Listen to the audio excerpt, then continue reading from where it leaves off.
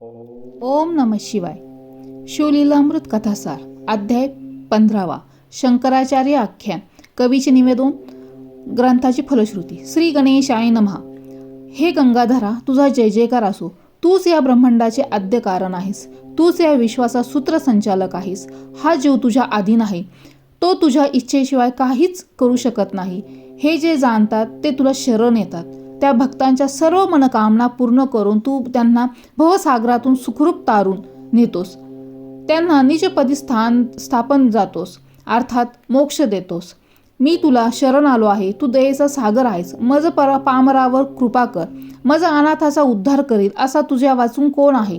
कवीचे शिवलीलामृत 14 अध्याय लिहूनही समाधान झाले नाही, म्हणून त्याने शंकराला अधिक स्फूर्ती देण्याविषयी विनंती केली. दयावान शंकर कवीच्या शिवस्तुतीने प्रसन्न झाला. कवीच्या हृदयात प्रकट होऊन शंकर म्हणाला, कलयुगात पाखंड मताचे खंडन करण्यासाठी मी शंकराचार्य रूपे अवतार घेतला. हे ते चरित्र तू प्राकृत भाषेत वर्णन कर. शंकराचार्य आख्यान. कालडी ग्रामात विद्याधीराज नावाचा एक सुचिरभूत विप्र राहत असे. शिवगुरु नावाचा त्याचा पुत्र होता व आर्यांबा ही त्याची पत्नी. या दाम्पत्याने लोकोत्तर पुत्र व्हावा म्हणून शंकराची तपश्चर्या केली. त्यांच्या तपाने प्रसन्न होऊन शंकराने वरदान मागण्यास सांगितले. तेव्हा आम्हाला पुत्र व्हावा असे दाम्पत्याने सांगितले. शंकराने तुम्हाला कसा पुत्र हवा, ज्ञानी व अल्पायुषी की अल्पमती का शतायुषी असे विचारले. त्यावर त्या दाम्पत्याने ज्ञानी व अल्पायुषी पुत्र मागितला. शंकराने तथास्तु म्हटले. अंशावतार म्हणून शिवगुरु व आर्यांबा यांचा पुत्र होऊन शंकर जन्मास आला. शंकराच्या बालपणी शिवगुरु मरण पावला. आर्यांबाला अतिशय दुःख झाले, पण तिने मुलाकडे पाहून शोक आवरला. शंकर अतिशय प्रखर बुद्धीचा होता. एकदा पूर्णानंदात शंकर स्नान करीत असता मगरीने त्याचा पाय पकडला. त्याला वाचविण्यासाठी आर्यांबाने आरडाओरड केली. तेव्हा शंकर म्हणाला, आई, मगर म्हणते संन्यास घेईन म्हण, नाहीतर मी तुला सोडणार नाही. तेव्हा आर्यांबाने ते मान्य केले. तात्काळ मगरीने शंकराला सोडले.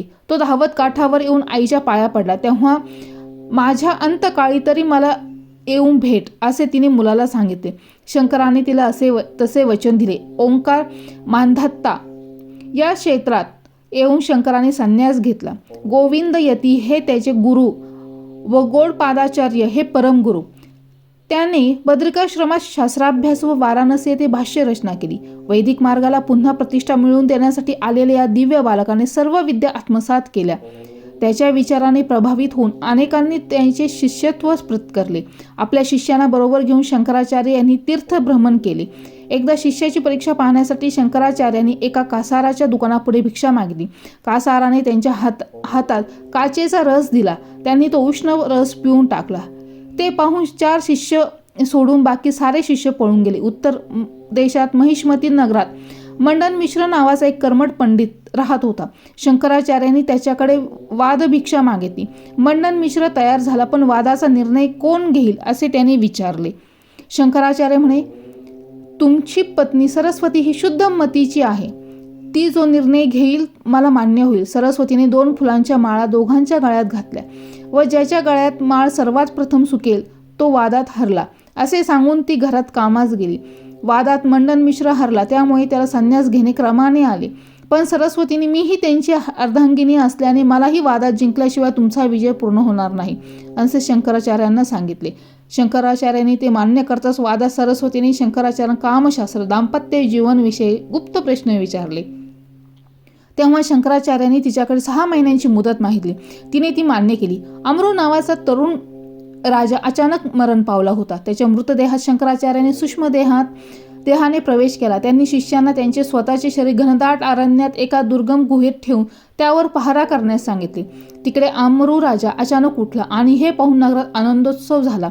अमरू राजाच्या शरीरात राहून शंकराचार्यांनी गृहस्थाश्रमाचा जो अनुभव घेतला तो अमरू शतकम नावाच्या ग्रंथात लिहून ठेवला. थोड्याच दिवसात राणीला हा राजा नसून एक श्रेष्ठ ज्ञानयोगी राजाच्या शरीरात प्रवेश करून वावरत आहे असा संशय आला. त्यामुळे तिने गुप्तपणे सर्व ठिकाणी शोध करून कोठेही मानवी प्रेत असेल तर जाळून टाका असा आदेश दिला. हेराने शंकराचार्यांच्या मृत शरीराचे रक्षण करणार 4 साधू हेरले. तेव्हा त्वरेने एक शिष्य राजवाड्यात गेला व शंकराचार्यांना ठरलेली खून म्हणून भगवी छाटी दाखविली. तेव्हा त्याच्या देहातून शंकराचार्य आपले सूक्ष्म तत्व गतीने काढले व ते पुन्हा स्वतः शरीरात प्रविष्ट झाले. मात्र अमरू राजाचे शरीर तिकडे दहन केले जात असताना शंकराचार्यांच्या एका हाताला झळ लागली, कारण थोडीशी संज्ञा शक्ती राजाच्या शरीरात उरली होती. करावलंबन नावाचे स्तोत्र वाचून शंकराचार्याने आपला हात बरा केला.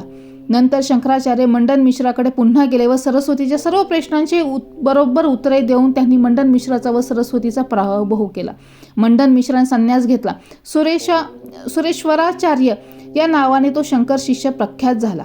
शंकराचार्याने आपल्या बुद्धिवैभवाने भारतभर अनेक पंडितांशी वाद केला.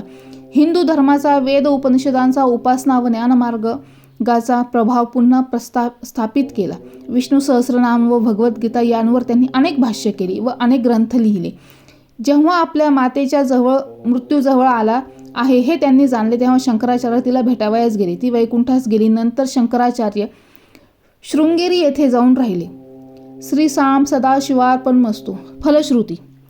या ग्रंथाच्या पठनाने धर्मश्रद्धा वाढेल, गुरुकृपा होईल, वेदांत ज्ञान सुलभ होईल, उपासकांचे इष्ट मनोरथ पूर्ण होईल, गंडांतर रोग, अपमृत्यू, पाप, ऋण, दारिद्र्य व संकट यांचे निरसन होईल, आयुष्य, आरोग्य, धनधान्य, संतती, संपत्ती, ऐश्वर वृद्धिंगत होईल.